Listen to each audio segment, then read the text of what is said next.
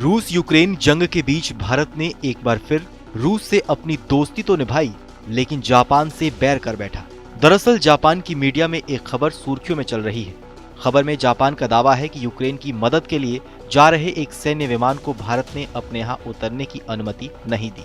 अंतर्राष्ट्रीय मीडिया में इस खबर के सुर्खियां बटोरने के बाद भारत ने भी अपना बयान जारी किया और कहा कि रूस यूक्रेन जंग के बीच भारत जिस नीति और रणनीति को अपना रहा था वो अभी भी उस पर कायम है।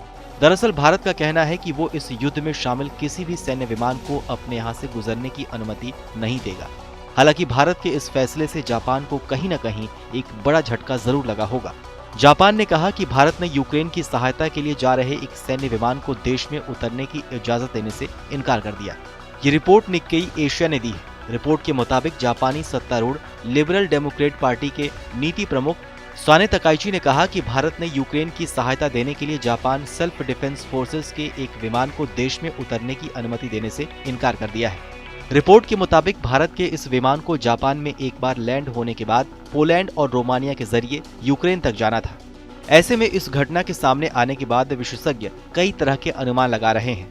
एक्सपर्ट्स का कहना है कि अगर ये रिपोर्ट सही है तो क्वाड ग्रुप और कमजोर हो सकता है। बता दें कि क्वाड ग्रुप में अमेरिका, ऑस्ट्रेलिया, जापान और भारत जैसे देश शामिल हैं। इस ग्रुप को कथित तौर पर रूस और चीन से निपटने के लिए बनाया गया है, लेकिन भारत और रूस के बीच की दोस्ती बेहद पुरानी है और भारत अब तक रूस से अपनी दोस्ती निभाने के लिए किसी भी चीज को दांव पर लगाने में पीछे नहीं हटा है।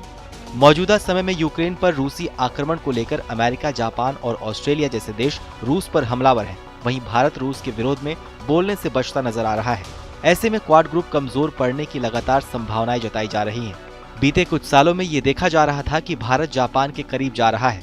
ऐसे में इसे चीन को काउंटर करने की कोशिश के तौर पर भी देखा जा रहा था। प्रधानमंत्री नरेंद्र मोदी के सत्ता में आने के बाद से अपनाई गई आर्थिक नीतियों के कारण जापानी कंपनियों को भारत में निवेश का एक बेहतर माहौल मिला और दोनों देशों के बीच आर्थिक सहयोग में भी बड़ा इजाफा हुआ।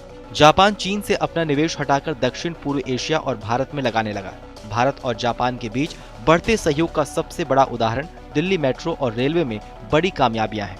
ऐसे में फिर एक बार इस बात पर मंथन शुरू हो गया है कि रूस के समर्थन से क्या भारत कई देशों से अपने रिश्ते बिगाड़ लेगा। गौर करने वाली बात यह है कि भारत के इस कदम के बाद जापान की तरफ से एक स्टेटमेंट जारी किया गया, जिसमें कहा गया है कि यूक्रेन जा रहे इस विमान में वहां के लोगों की सहायता के लिए दैनिक जरूरी सामान थे, लेकिन भारत की तरफ से अब तक इसका कोई जवाब नहीं दिया गया है। बहरहाल हमारी इस खबर को लेकर आपकी क्या राय है, हमें कमेंट सेक्शन में लिखकर जरूर बताइए।